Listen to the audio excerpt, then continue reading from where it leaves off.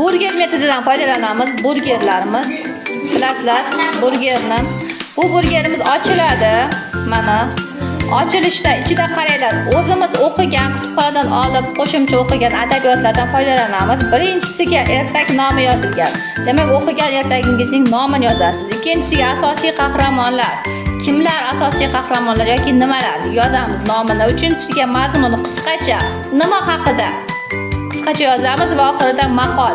O'sha o'zimiz o'qigan o'sha ertakda mazmunidan kelib chiqib maqol topamiz. Do'stlik haqida bo'lsa, do'stlik haqida maqol, dangasalik haqida yoki yaxshilik va yomonlik, xullas maqol topamiz. Shunga mos ravishda qissadan qissa shuki deb tushunarli-ya? Hozir tarqatamiz.